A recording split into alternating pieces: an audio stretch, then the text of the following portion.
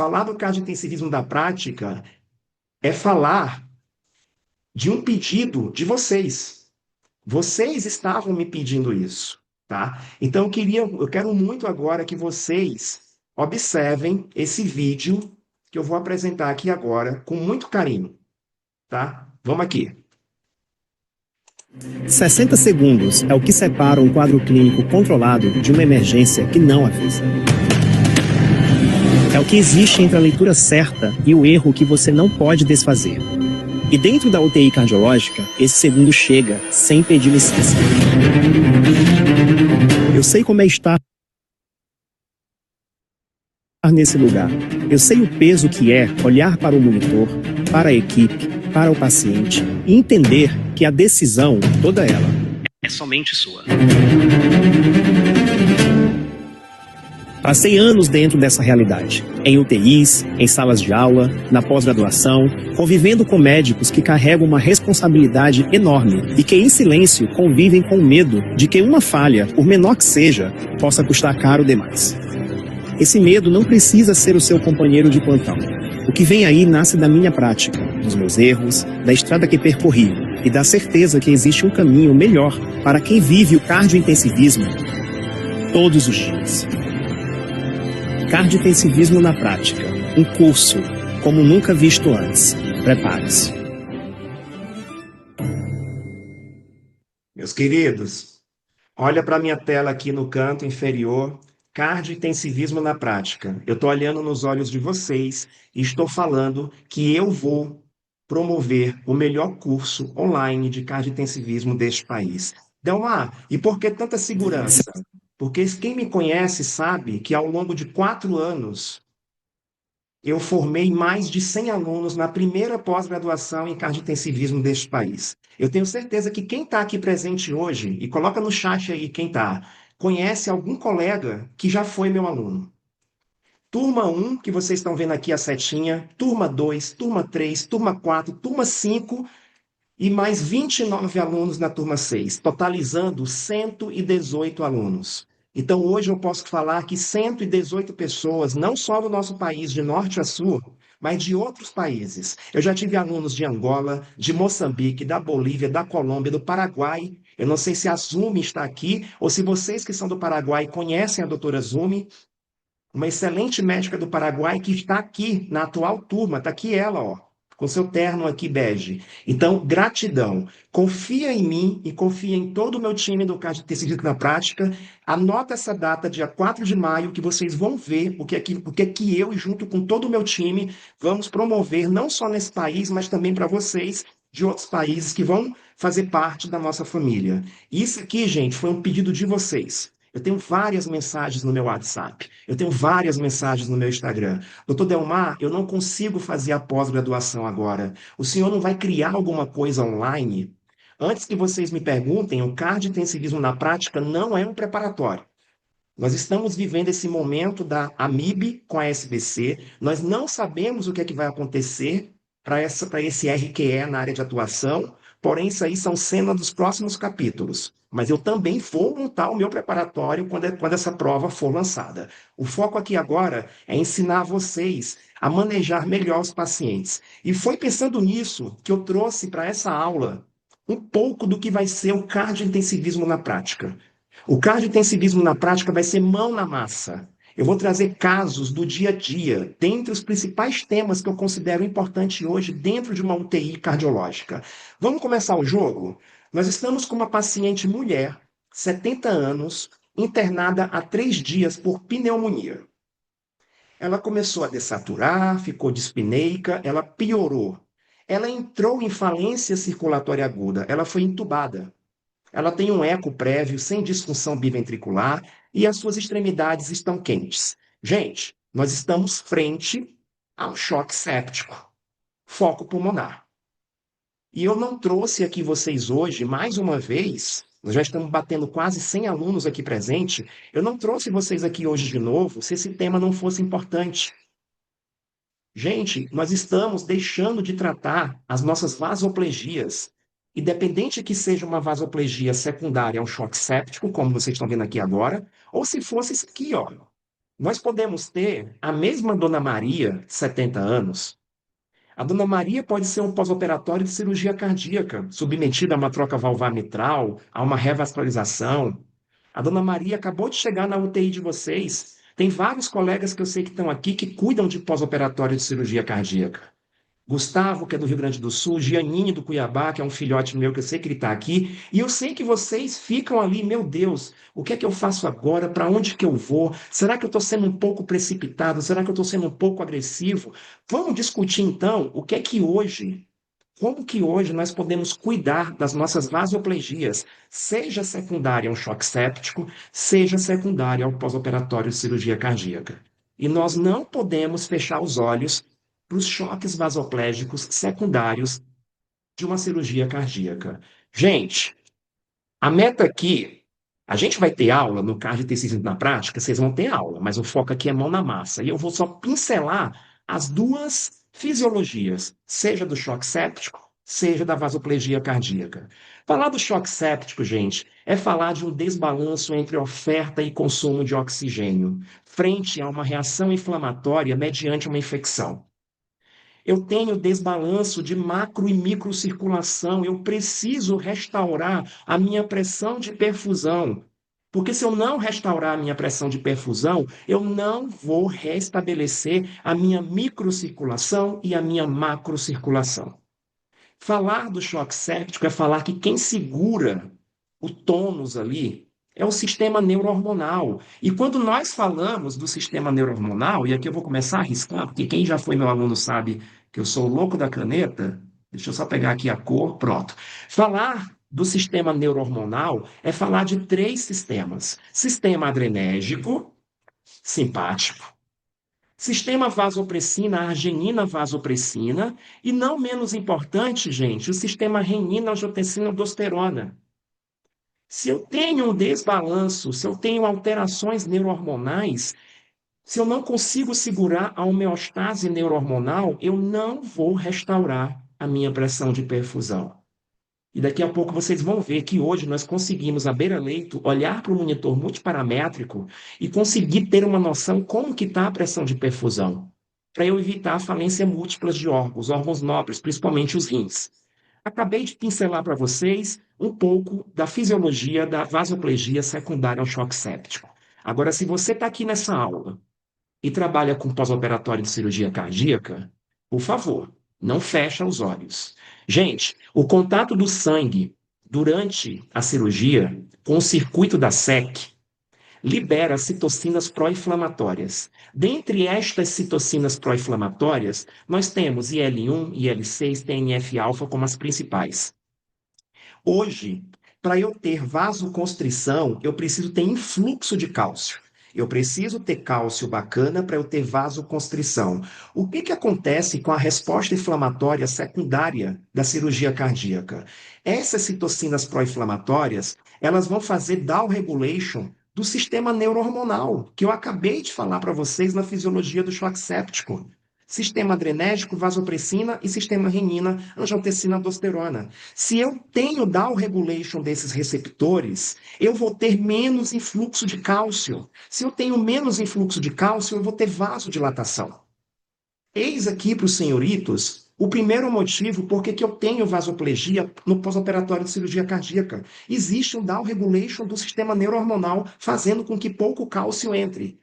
Outro motivo é o que está aqui em cima, eu vou colocar de dois. O nosso sistema neurohormonal, mediante o choque ser iniciado, ele tenta compensar, ele tenta aumentar a sua distribuição, a sua reserva, mas automaticamente ele é depletado com a piora do choque. E não menos importante, e eu sei que os senhoritos também sabem disso, nós temos liberação de óxido nítrico, que por si só já é um vasodilatador. Então, quando eu falo de vasodilatação secundária à cirurgia cardíaca, eu estou falando desses três quesitos. Perfeito? Acho que deu para abrir a cabeça de vocês. Alguém quer comentar alguma coisa? Deixa eu ver aqui no chat. Um abraço para o Domingos, médico residente de Salvador. Eu conheço a maioria de vocês, gente. É bizarro. O Felipe falou que ainda não teve a oportunidade de fazer a pós. Eu espero que você tenha, Felipe. Só um segundinho aqui que um aluno está mandando mensagem.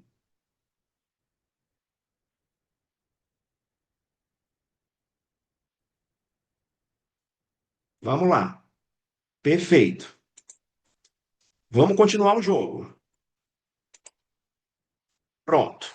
A dona Maria, que chegou agora na UTI, seja no choque séptico, seja na vasoplegia cardíaca, vocês acabaram de monitorizar ela, tá aí a dona Maria. Gente, eu tenho um slogan comigo, que é uma coisa, é uma fala minha que eu não sei como que nasceu isso. Quem já foi meu aluno sabe que eu falo isso nas aulas, que é da laje à cobertura. Em outras palavras, do básico ao avançado. De poucos recursos a muitos recursos. Gente, ter uma linha arterial hoje invasiva é considerado pouco recurso. Ter uma PVC, digamos que fica ali no meio termo. Só que eu sei que, infelizmente, alguns de vocês que estão aqui talvez nem tenham uma linha arterial invasiva no plantão de vocês, na UTI de vocês, na emergência de vocês. Mas vamos agora trabalhar aqui. Gente, esse simples monitor multiparamétrico, com esses dados que estão aqui, ele nos mostra várias coisas. Antes de passar os próximos slides, eu já quero mostrar aqui para os senhores. Gente, eu tenho um paciente que a pressão sistólica dele não está conversando com a pressão diastólica. Eu tenho uma pressão de pulso alargada, 78 menos 38 dá 40. Eu tenho uma pressão de pulso de 40. Eu tenho uma diastólica, que vocês vão já ver a importância de olhar hoje para a diastólica, menor do que 40. Com esses dois dados que eu acabei de falar para os senhores, eu já consigo, olhando para o monitor multiparamétrico, saber que eu estou frente a um choque vasoplégico. Deu uma qual a etiologia? Vai sentar a bunda e vai receber do anestesista para ver se é um pós-operatório, ou vai receber o plantão do colega da emergência e ver se é um choque séptico. Com essas simples informações, eu já consigo hoje começar a cuidar desse paciente com mais precisão. E eu coloquei aqui uma enquete para vocês. Eu gostaria que vocês respondessem qual é a conduta que vocês tomariam hoje no plantão de vocês mediante a esse choque. Eu vou dar 20 segundos que eu quero ver as alternativas de vocês no chat. Por favor, participem da aula. Qual seria a melhor conduta para esse paciente nesse momento que acabou de chegar, gente?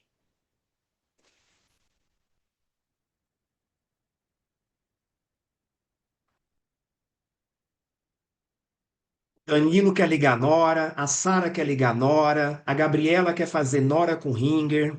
Que mais? Beleza. Vocês ficaram aqui em dois polos. Digamos que uma minoria falou que queria fazer Nora e uma outra maioria falou que faria Nora com volume. Meu povo, a resposta aqui seria, vamos dar a resposta?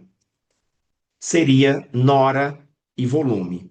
Em outras palavras, se eu estou frente a um paciente vasoplégico, a primeira coisa que vocês têm que fazerem hoje, gente, e aqui já vai o primeiro recado da aula. Aliás, eu já estou dando vários recados nessa aula a nível de fisiologia, mas aqui eu gostaria que vocês anotassem, gravassem, colocassem isso no conforto médico da UTI de vocês, na emergência.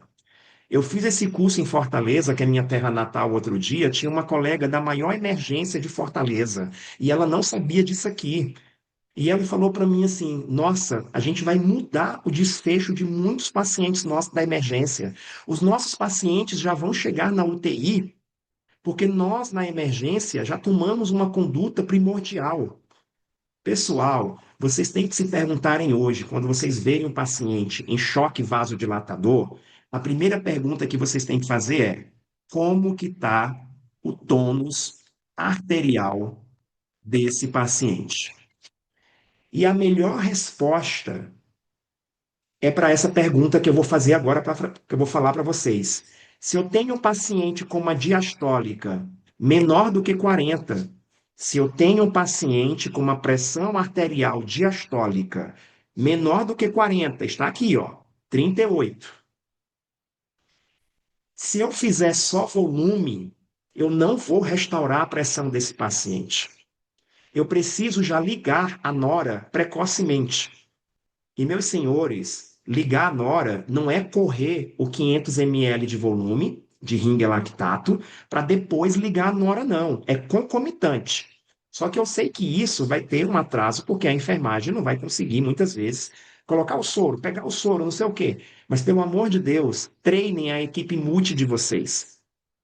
Chegue para os enfermeiros de vocês e falem: olha, um paciente com diastólica menor do que 40 é volume nora. Enquanto você pega o ringer, o outro colega, o outro técnico, o outro enfermeiro tem que montar a solução da nora.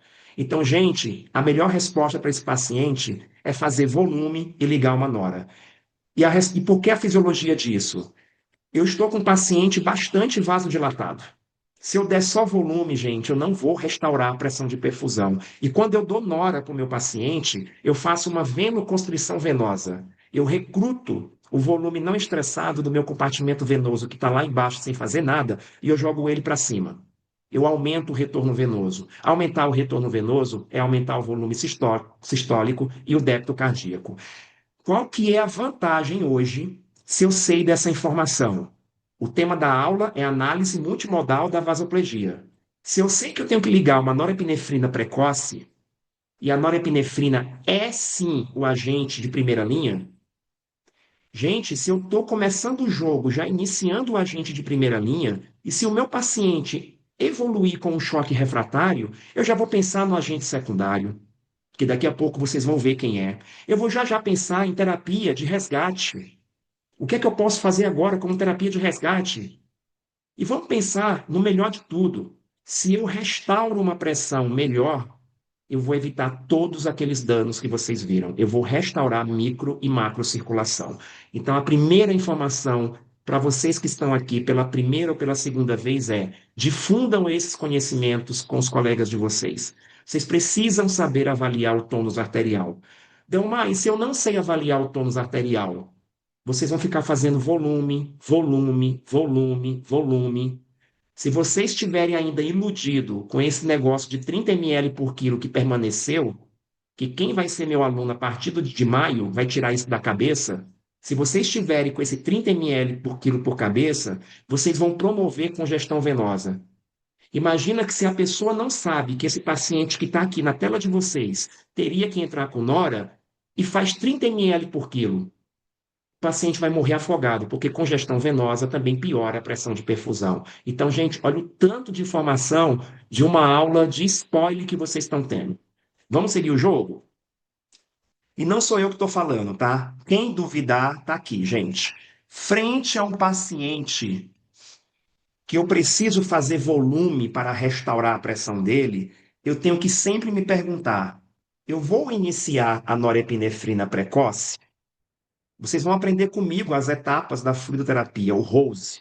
R de ressuscitação, O de otimização, S de estabilização e E de descalonar. Na fase de ressuscitação, eu preciso salvar o meu paciente. E salvar o meu paciente hoje é responder como que está o tônus vascular dele. Porque se faz importante hoje saber iniciar norepinefrina precocemente. Xavier Monet, 2023. Perfeito? Vamos seguir o jogo. Não sou eu. Eu estou matando a cobra aqui mostrando o pau para vocês. Ó. Paciente com diastólica menor do que 40, sim. O que é que eu tenho que fazer? Iniciar norepinefrina junto com a ressuscitação volêmica. Acho que essa mensagem já está bem bacana para todos vocês. Vamos seguir o jogo. Saiu agora, em dezembro, o Andromeda. E olha só, vejam os senhores. Delmar, calma. É pressão diastólica menor do que 40? Ou é pressão diastólica menor do que 50? Pessoal, já tem estudos recentes pedindo para a gente tomar a mesma conduta com uma diastólica menor do que 50. Então, se hoje você chegar no seu plantão e pegar um paciente com uma diastólica de 45, 48, não está errado você já ligar a nora junto com o 500 ml de Ringer. Vejo os senhores. Vejam o benefício disso. Então, é essa mensagem que eu queria trazer para vocês, tá? Vamos lá, gente. O nosso paciente, vocês fazem parte da família cardiointensivismo na prática. Quem não está na comunidade, no final aqui vai ter um QR Code. Por favor, escaneia, coloca o e-mail, coloca o telefone e tem um botão para clicar, entrar na comunidade. Muitos de vocês estão preenchendo lá os dados, mas não estão entrando na comunidade. A comunidade está sendo vomitado coisas no dia a dia. Então, se atentem a isso. Nós fomos lá, fizemos 500 ml de Ringer, iniciamos a Nora. Aqui eu trouxe o monitor da Edwards. Eu sei que muitos de vocês têm a monitorização minimamente invasiva e muitas vezes invasiva. Gente, nós precisamos saber identificar um choque vasoplégico com os índices hemodinâmicos. Eu trouxe aqui só para focar para vocês nos dois principais, porque eu não posso chegar no meu plantão e ver um paciente com uma Ferrari, porque hoje quem está monitorizado com um dispositivo desse vive numa cobertura, da laje à cobertura, vive numa cobertura, e não dá para chegar numa cobertura hoje e não saber interpretar esses dados. Eu não vou falar disso aqui, vocês vão aprender a mexer em todos esses índices no curso. Mas aqui eu vou falar só de dois. Gente, vasoplegia são pacientes com alto débito cardíaco, alto índice cardíaco. O corte do índice cardíaco é 2,2. Olha o paciente com 3,5. E aqui embaixo, nós temos uma IRVS, Índice de Resistência Vascular Sistêmica, de 1.100. Sabe qual é o normal da IRVS, gente? O normal da IRVS é algo em torno de 2.000. Então, o diagnóstico hoje de um choque vasoplégico são pacientes com alto índice cardíaco e redução de IRVS. Por que que hoje chega no plantão os colegas que estão nas UTIs de altos recursos, eu não consigo entender um paciente desse ser tratado como baixo débito. Uma pessoa que trata um paciente desse hoje como baixo débito, eu não queria nem o meu inimigo sendo cuidado por ele. Então, gente, nós precisamos entender. Delmar, o que que é o IRVS mesmo? Vamos lá revisar a fórmula. IRVS é PAM menos PVC dividido pelo índice cardíaco multiplicado por 80. E o normal é algo em torno de 2.000. Delmar, eu preciso saber calcular essa fórmula na vida? Eu espero que sim. Tá bom? Então, olha o tanto de coisa que vocês estão tendo aqui de uma simples, entre aspas, aula de apresentação. Vamos seguir o jogo? Aqui eu já falei para vocês quais são os índices hemodinâmicos mais importantes. Gente, esse paciente, ele vai ter um par de gasometrias. Vocês são pessoas iluminadas, são alunos do cardiointensivismo na prática, serão alunos do cardiointensivismo na prática.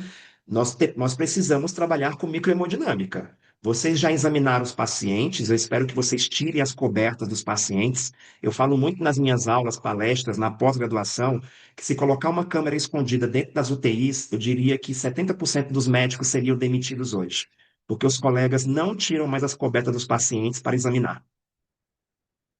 Concorda comigo? Quem concorda, coloca aí no chat. Então, gente, tirem as cobertas dos pacientes de vocês. Avalie as janelas do choque. Delmar, o que é janela do choque? Alteração neurológica, perfusão e diurese. Se vocês avaliam os pacientes de vocês com as janelas do choque, vocês não vão papar mosca. Volta para a microhemodinâmica. Eu tenho um paciente que está com a saturação venosa de 78. Nossa, Delmar, que legal! Saturação venosa 65, o cara tá ótimo. Será? Gap de CO2. Delmar, o que diabo é esse gap de CO2 que eu já ouvi falar? Gap de CO2 é você pegar a pressão venosa do gás carbônico menos a pressão arterial do gás carbônico. Aqui agora é matemática, né, gente? É comum. 58 menos 50, 8. Esse gap, ele está aumentado. O corte do gap é em torno de 5. Se eu tenho gap de CO2 aumentado, é porque o meu débito cardíaco está baixo. Então, vejo, senhores, essa paciente, lá do começo, ela tem uma saturação venosa numericamente boa, ela tem um gap alargado, e olha o lactato dela. Vocês que são os fanáticos do lactato, que quem for ser meu aluno também, vai tomar muito cuidado quando falar desse maldito, porque esse cara é um filho da mãe, esse lactato. O corte do lactato minimal, gente, é 2. Eu estou com lactato normal, Delmar. Então quer dizer que a microhemodinâmica desse paciente, apenas o gap de CO2 reprovou? Não, gente. Todo mundo reprovou. E tem uma justificativa. Primeiro, vocês precisam entender a relação de consumo e oferta de oxigênio. Pessoal, o lactato é um marcador tardio. Ele demora a aumentar. Eu posso ter um paciente como essa senhora, que já estava em falência circulatória, e quando vocês dosam, coletam uma gasometria, o lactato está normal, e não quer dizer que ela está boa. Olha aqui, gente, ó, eu estou tendo disóxia, eu estou perdendo DO2, ó, e o meu lactato está normal. Ele demora a aumentar. A cinética do lactato, é um termo chique de falar. A cinética do lactato, ela é toda diferenciada, seja para aumentar, seja para depurar. A saturação venosa daquela paciente estava alta, pessoal, cirurgias de alto risco e choque séptico. Nós temos desbalanço de microcirculação, nós temos problemas de chute. Conclusão, eu não estou conseguindo extrair. Eu já espero no choque séptico, eu já espero no pós-operatório de cirurgia cardíaca que a saturação venosa numericamente venha alta, mas não quer dizer que o paciente está legal. O paciente está péssimo. Agora, sabe quem é o dono da porra toda? E vocês vão aprender comigo no curso? É o gap de CO2. Olha onde é que está o gap de CO2, gente. O gap de CO2 é o melhor marcador para avaliar metabolismo anaeróbio. Ele é totalmente precoce. Quando a gente pensa em ter uma falência, ele já está aumentando. Então, eu trouxe aqui só para pincelar para vocês um pouco da microhemodinâmica.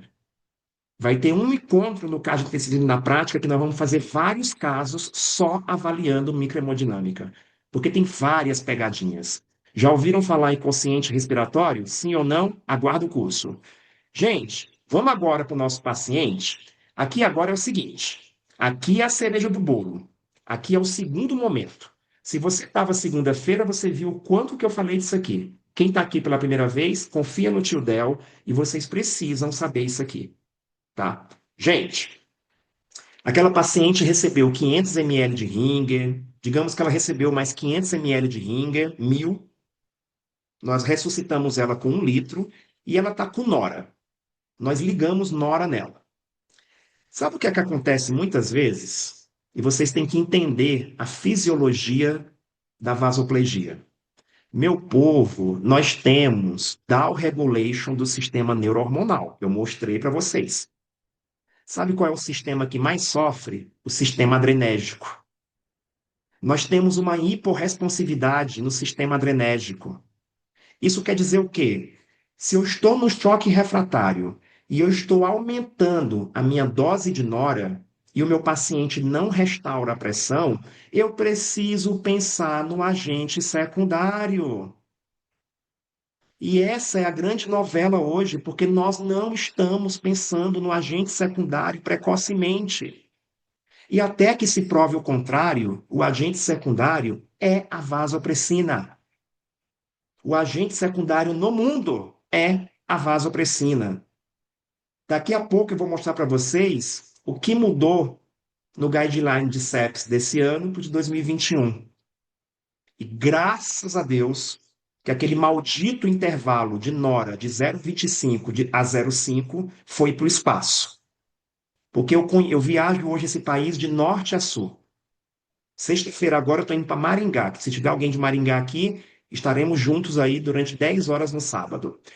Gente, eu viajo hoje o país de norte a sul e eu vejo vocês me falando, doutor Delmar, eu até sei que tem que entrar com a vaso precoce, mas o meu gestor só deixa ligar a vaso com 0,5 de nora, porque nós estamos protegidos pelo guideline. Estavam, né?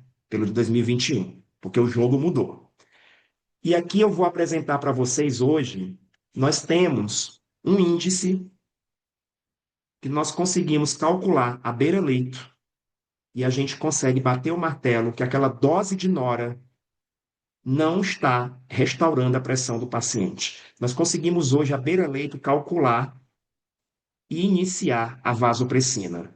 Eu vou apresentar para vocês agora o Venere, está aí de vermelho.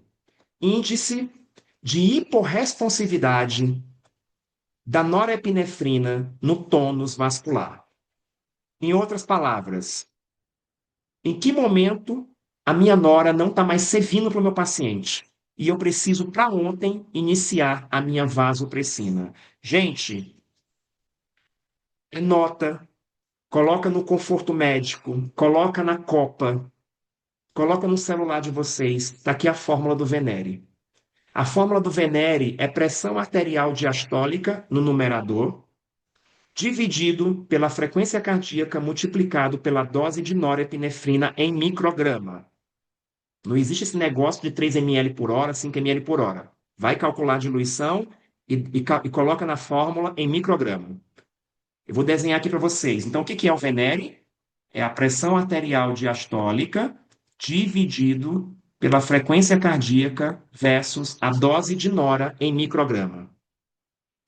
Vocês vão ver o cálculo desse paciente que eu vou simular para vocês.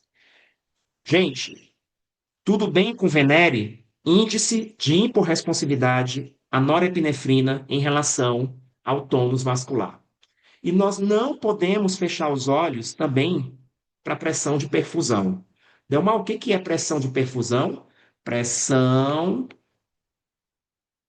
de perfusão é a PAM menos a PVC. O que eu quero, frente a um paciente em falência circulatória aguda, é que eu consiga ter uma pressão de perfusão maior do que 60. Esse é o corte. Delmar, hoje é uma novela, né? Qual que é o melhor alvo de PAM? Gente, é uma novela. Porém, eu gostaria que vocês pensassem na pressão de perfusão nas primeiras horas de uma falência circulatória aguda. Porque se vocês forem os neuróticos do 65 de PAM, e eu tiver um paciente com uma PVC de 7, que ele poderia estar com uma PVC normal, 65 menos 7, 58.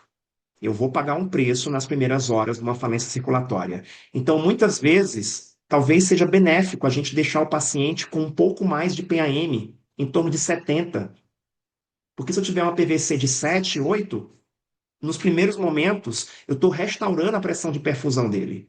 E olha só, vamos voltar para a Dona Maria?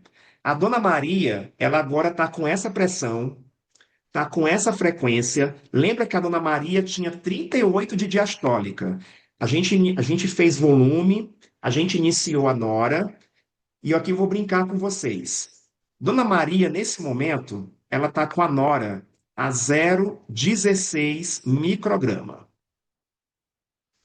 Eu estou no plantão, o meu tanque não cabe mais volume, a minha nora está 0,16 micrograma. Dona Maria está agora com esses parâmetros aqui da tela do monitor multiparamétrico e eu vou querer subir a nora. Eu vou subir a nora, eu vou subir. Não!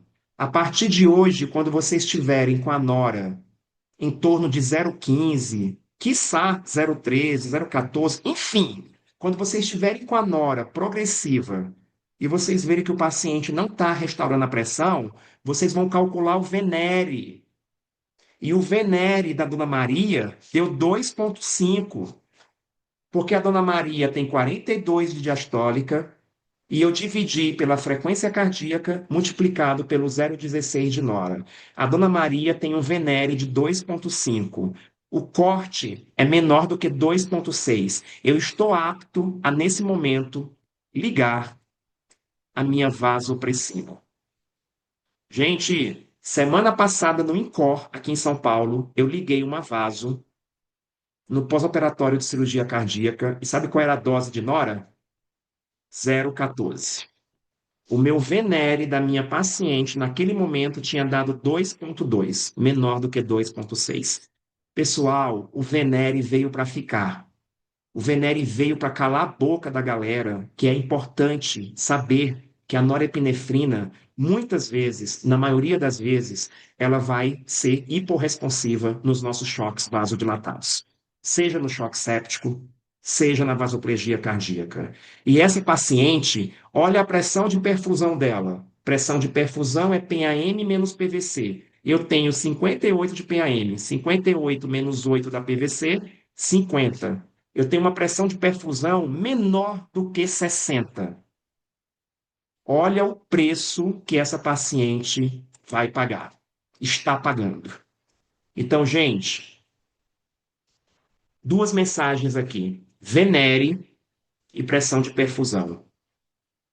Não tirem isso da cabeça de vocês, tá? Vamos seguir o jogo? E aqui agora, eu vou conversar com vocês, trocar uma ideia só do que aconteceu agora em março, em relação a 2021, em relação aos guidelines. Meu povo, a norepinefrina, ela continuou e ela é a primeira droga, ponto final. Delmar, mas eu posso utilizar a nora e o meu paciente ser hiporresponsivo. Tudo bem, mas talvez ele não seja tão hiporresponsivo. Então a nora é a primeira droga em ponto final. O que vocês não podem vacilar mais é o momento de entrar com a vasopressina. Não dá. Vocês estão. Gente, vocês têm. Eu tenho certeza, se vocês chegarem amanhã no plantão de vocês e falar para as pessoas o que que é Venere, de 10 pessoas, 9 vão falar que não sabem o que que é o Venere. Então vocês já estão aprendendo aqui coisas de pós-graduação. Os meus alunos da atual turma sabem. Talvez os meus alunos das turmas anteriores não saibam, porque isso literalmente lançou agora, novembro, dezembro. Então, tem aluno meu aqui da turma passada, o Albertino de Belém está aqui, que eu vi ele. O Albertino, que é um excelente aluno meu, foi um excelente aluno meu e é um excelente médico, com certeza, ele tá validando aqui hoje o Venere. Porque ele teve essa aula comigo, sei lá, ano passado, em meados de agosto, setembro. Isso aqui não existia, o Venere. Então, olha a importância disso. Gente, a vasopressina é o agente secundário e ponto final. E olha uma coisa benéfica em 2026, no guideline da CEPS, eles tiraram aquela idiotice do 0,25 a 0,5. Porque excesso de catecolaminas faz mal para os nossos pacientes. Excesso de catecolaminas, excesso de nora, promove taquiarritmias, promove lesão renal aguda, promove hipoxemia. E muita gente pelo mundo estava fazendo isso por causa daquele 0,5 do guideline. Delmar, mas ele não fala em que momento tem que entrar. Aí joga o jogo, gente. Usa o Venere, puxa para o 02, puxa para o 03, mas pelo amor de Deus, joga no lixo isso aqui, ó. Isso aqui foi para o espaço, gente. Graças a Deus. Nós estamos falando aqui, ó, de 2021. Esse corte, esse intervalo não existe mais. É polêmico? É polêmico, sim. Porque não dá para aceitar, até mês passado, as pessoas brincando de associar uma vasopressina com 0,5 de nora. Então acabou a palhaçada. Venere, venere, venere, venere, venere. Beleza? Gente, acabou de sair também o guideline de choque refratário. Nós temos 4 critérios para avaliar o choque refratário. Eu não vou dar a aulinha aqui do guideline, não, mas olha só qual que é um critério. Se eu hoje tenho um paciente com norepinefrina em torno de 0,5 micrograma, eu estou frente a um choque refratário. Tá? Então, não sou eu que estou falando dessas altas doses de norepinefrina, tá bom? Pessoal, o paciente está agora com essas drogas. Tá com Nora, 0,16. Eu calculei o Venere, aquele Venere deu 2,5. Eu fui lá e comecei a vasopressina. Tá aqui. Comecei a vasopressina. Eu coloquei corticoide. Quando eu penso no agente secundário, eu tenho que pensar no corticoide. Hidrocortisona, 50 de 6,6. Rapidão aqui. Qual que é o racional do corticoide no choque vasoplégico? Gente, ele restaura aquele down regulation do sistema alfa-adrenérgico. E outra coisa, quando eu penso na cirurgia cardíaca, eu tenho insuficiência adrenal secundária SEC. Então, o corticoide também vai ser bacana no contexto de vasoplegia no pós-operatório de cirurgia cardíaca. Volta para cá. Eu tenho um paciente que a gasometria melhorou um pouco, só que quando eu vou ver esse paciente, olha o que é que aconteceu. Poxa, Delmar, Paciente agora, a nora, que era 0,16 quando você iniciou a vasopressina, essa nora começou a subir. O agente secundário já está no teto, 0,06, 0,04, mediante a diluição de vocês. E olha o paciente, gente. Olha o paciente. É esse paciente agora que está na frente de vocês. Esse paciente ele está com nora 0,6 mais vasopressina full. Opa, eu estou com um paciente com nora subindo, vasopressina no teto, e ele continua ainda com a macrocirculação não tão ajustada. A gente precisa agora abrir a mente para as terapias de resgate. No guideline agora, a gente poderia pensar na adrenalina. Se eu estou frente a um choque séptico, eu poderia pensar na adrenalina. Depois da vasopressina, a adrenalina. Tá tudo bem. Agora, se vocês estão, gente, no pós-operatório de cirurgia cardíaca, os estudos do azul de metileno são estudos muito pouco validados, mas vale a pena testar. Falar do azul de metileno é trabalhar naquela via do óxido nítrico. Vocês viram que o óxido nítrico, por si só, ele já é um vasodilatador. Então, quando eu dou azul de metileno, eu promovo uma vasoconstrição. Falar do azul de metileno é falar o quê? Que frente a um paciente que eu estou com nora subindo, e já estou com vaso, e essa nora continua subindo, eu tenho que evitar esse excesso de catecolaminas. Uma vantagem do azul de metileno é que quando nós instalamos ele, a nora começa a baixar. Falar do azul de metileno é falar de uma dose de ataque, é falar de uma dose de manutenção, é falar de possíveis complicações. Eu mandei hoje na comunidade um paciente com a urina esverdeada. Aquela medicação que estava fazendo uso era o azul de metileno, então parabéns para quem acertou lá a enquete. Na nossa comunidade, a gente vai fazer várias enquetes, vários vídeos, várias dinâmicas, tá? Tô até pensando em fazer uma outra aula com vocês. Então, gente, e aqui vocês sempre me perguntam isso. É opinião de especialista, é terra sem lei. Mas eu tenho uma receitinha que nós utilizamos aqui nos grandes centros em São Paulo e funciona, gente. Quando é que vocês vão pensar no azul de metileno? Então vamos lá. RL de Ringer, de volume. Eu já fiz a minha expansão volêmica. Não cabe mais volume no meu paciente. Eu iniciei a minha nora. Eu preciso saber avaliar o tônus vascular para eu saber se essa nora já começa o jogo desde o começo. Diastólica, menor do que 40/50. Eu iniciei a nora.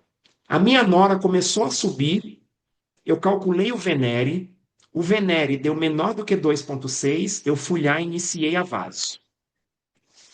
Iniciar a vaso aqui nesse contexto, gente, é iniciar a vaso já na dose máxima, para você tentar restaurar a pressão do paciente rápido. O cara está pedindo socorro para restaurar a pressão dele. Só que o que acontece? Eu posso ter o caso agora da Dona Maria, que quando eu liguei a vaso, ela estava com nora 0,16 micrograma. O que é que aconteceu com a nora da Dona Maria, gente? Ela bateu 0,6 micrograma. Em outras palavras, nós aqui utilizamos o azul quando essa nora chega em torno de 0,5. Meu paciente já está com vaso. Se você optar pela adrenalina, eu posso estar com nora, com vaso, com adrenalina e essa nora subindo. Passou de 0,5, gente, aí vocês têm que abrir a mente de vocês. Eu sei que é polêmico o azul de metileno, mas nós fazemos sim. No contexto de pós-operatório de cirurgia cardíaca, maravilhoso. Choque séptico, olha o que é que saiu para vocês agora. As evidências são insuficientes, porém, eles sugerem testar. Então, cuidado, gente. Tem que abrir a mente de vocês em relação a isso. Eu tive o prazer também, quem é meu aluno, quem me segue, eu tive agora em meados de outubro, em Dallas. Eu acompanhei cirurgias de transplante cardíaco e de implante de HeartMate. E pela primeira vez na minha vida, eu dei de cara com esse bonitão aqui, ó. hidroxicobalamina. Delmar, por que que você está falando da hidroxicobalamina? Eu fiquei tão feliz, gente, está aqui, ó, o meu rosto de felicidade, mesmo com máscara. Eu estou com dois colegas que salvam quando essa nora começa a subir e a vaso já está plena. Eu estou com azul de metileno e eu estou com a hidroxicobalamina. Lá em Dallas, lá nos Estados Unidos, quando a nora começa a subir e meu paciente já está com vaso, quiçá adrenalina, eles não só fazem o azul de metileno, eles ainda fazem a hidroxicobalamina. E vocês vão aprender aqui muito rápido. A hidroxicobalamina, ela age igual o azul de metileno. Ela evita a vasodilatação exacerbada do óxido nítrico. Tá vendo, gente? Tem que abrir a mente, ó. Dallas, Estados Unidos. E eu não consigo entender esses preconceitos que nós temos aqui no nosso país com o azul de metileno. Hidroxicobalamina, não temos. Facilitado assim para essa conduta, não, tá? Mas lá, eles quando pensam no azul de metileno, eles já casam a hidroxicobalamina para reduzir o excesso de catecolaminas causado pela norepinefrina. Gente, nós não podemos fechar os olhos também, nós não temos, vamos torcer para isso um dia chegar, tá? Nós não temos os análogos da angiotensina 2. E nós sabemos, eu falei para os senhores lá atrás, para manter a pressão, o tônus, eu preciso ter uma homeostase de 3 sistemas: adrenérgico, vasopressina e sistema renina, angiotensina, aldosterona. Porém, gente, nós não temos. O Atos 3 foi um estudo que avaliou quando os pacientes estavam com NORA a 0,2, colocava os análogos de angiotensina 2, o cara restaurava a pressão rapidamente. Nem precisava colocar a vasopressina, mas aí vamos torcer, sabe Deus que vai chegar isso aqui pra gente, não temos ainda, tá? Falar de cirurgia cardíaca, para o Giannini que está aqui, para o Gustavo, para os colegas que trabalham com cirurgia cardíaca, que vocês estão me procurando direto para perguntar se vai ter pós-operatório sim, no caso de intensivo na prática. Gente, quando nós colocamos o sangue com a SEC, na SEC, né? Nas cânulas da SEC, a gente isola a circulação. Então, nós não temos a enzima ECA. A ECA, ela converte angiotensina 1 em angiotensina 2. Se eu não tenho a ECA, o que está para baixo vai estar reduzido. Eis a vantagem da gente usar os análogos de angiotensina 2, que a gente tiver. Perfeito? Queridos, do mesmo jeito que eu pedi que vocês prestassem atenção no vídeo lá do começo, eu quero que os senhores, nós estamos nesse momento com 109 colegas. Eu gostaria que vocês agora prestassem atenção do que vai ser o cardiointensivismo na prática. Esse vídeo agora, e quando ele acabar, eu vou resumir com as minhas palavras. 4 de maio, às 20 horas, eu espero todos vocês aqui para apresentar esse projeto para vocês. Vamos lá. Sala de guerra com 20 encontros ao vivo. Encontro individual personalizado. Imersão presencial em São Paulo. Aulas gravadas direto ao ponto. Tudo isso faz parte do cardiointensivismo na prática. Uma jornada de 6 meses para cardiologistas, intensivistas, emergencistas que precisam ter segurança no manejo dos casos mais complexos na UTI cardiológica, mesmo que o seu hospital tenha poucos recursos. Fica aqui comigo que eu te explico melhor. Tudo começa no Olum, a chamada Sala de Guerra. A gente vai ter 20 encontros ao vivo, conduzidos por mim, Delmar Júnior, com a participação de profissionais dos principais centros de cardiointensivismo do país. O raciocínio clínico é construído em tempo real, com a apresentação de casos do dia a dia. Eu vou te ajudar a analisar o cenário e a conduzir a melhor tomada de decisão para o seu paciente. Além disso, teremos a decisão à beira-leito. Um encontro individual, em que eu vou estar ao seu lado no manejo inicial do pós-operatório de cirurgia cardíaca, considerado o calcanhar de Aquiles do cardiointensivista, ou estados de choque, choque cardiogênico, vasoplegia cardíaca, disfunção do ventrículo direito. Dessa forma, você consegue ter um atendimento exclusivo e personalizado para ter o melhor desfecho na sua prática. E calma que tem mais. No final da jornada, a gente se encontra em São Paulo para uma imersão presencial. E eu preciso te contar, serão 2 dias de muita troca. network e o principal, mão na massa com simulações realísticas com dispositivos de assistência ventricular, ECMO, balão intraórtico, monitorização hemodinâmica, catéter de Swan-Ganz, plataforma Hemosfera da Edwards e muito mais. E para você que ainda tem sede de conhecimento, todas essas discussões serão aprofundadas com aulas gravadas, direto ao ponto. Assim você pode assistir como e quando você quiser. Chegou a hora de você viver o cardiointensivismo na prática, com quem de fato enfrenta o caos da UTI cardiológica e já formou centenas de alunos. Se inscreva no link e eu te espero no dia 4 de maio, às 20 horas. Vamos lá, pessoal. Esse é o meu novo filho.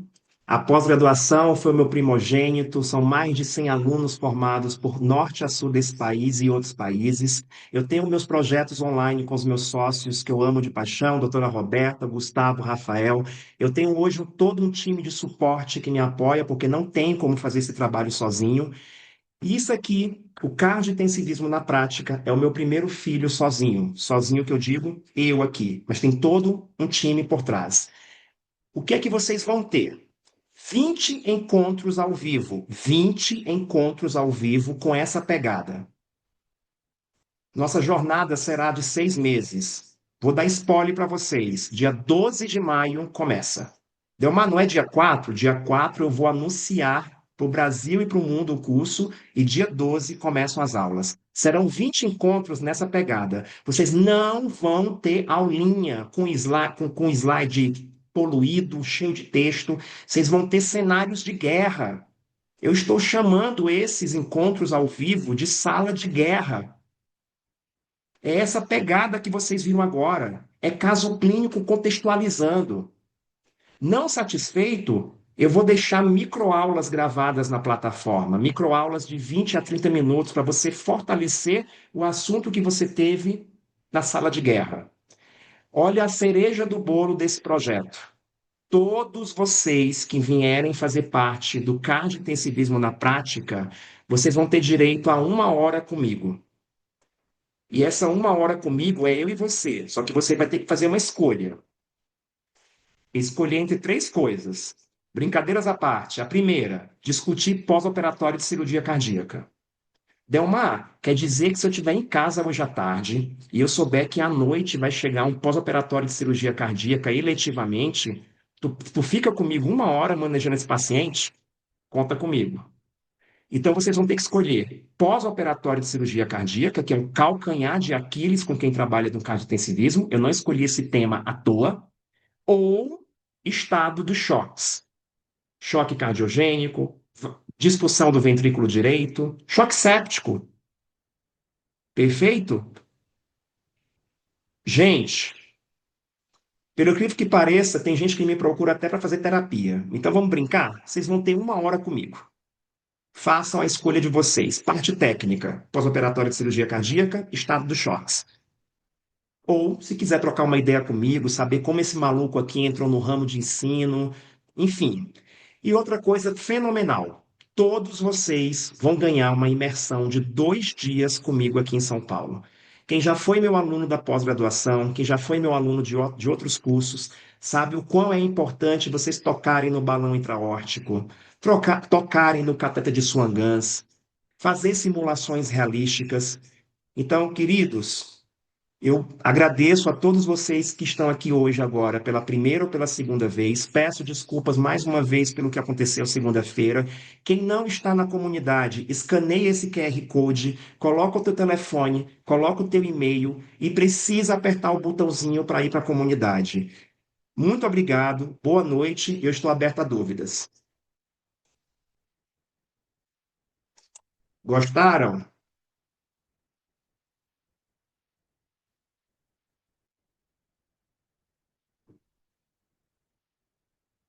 Um abraço, Domingo. Saudades de você, querido. Obrigado, Gustavo. Obrigado, Giannini. Obrigado, Camila, Mônica.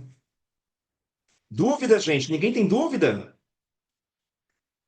Aprenderam o Venere? Felipe, essa aula vai ser disponibilizada na comunidade. Mais uma vez, gente, ó, escaneia o QR Code coloca o telefone, coloca o e-mail e tem que apertar o botão para ir para a comunidade. Amanhã, o time do Cardio Intensivismo na Prática vai colocar a aula gravada na comunidade. Quem não estiver lá, não adianta. Tá aqui o QR Code para vocês, ó. 4 de maio, bloqueia essa data na agenda de vocês. 4 de maio, às 20 horas, a gente dá largada ao cardio intensivismo na prática. E as aulas iniciam no dia 12 de maio. Gente, vai ser o melhor curso online de cardio intensivismo desse país. Porque para quem montou aquela pós que vocês estão vendo aí, isso aqui para mim está sendo um desafio também. Conversa com quem já trabalhou comigo, conversa com quem já foi meu aluno, e com certeza todos vocês que estão aqui conhecem alguma pessoa que já conviveu comigo nesse país. Obrigado a todos, boa noite, boa semana e vamos causar lá na comunidade, tá bom? Obrigado, queridos.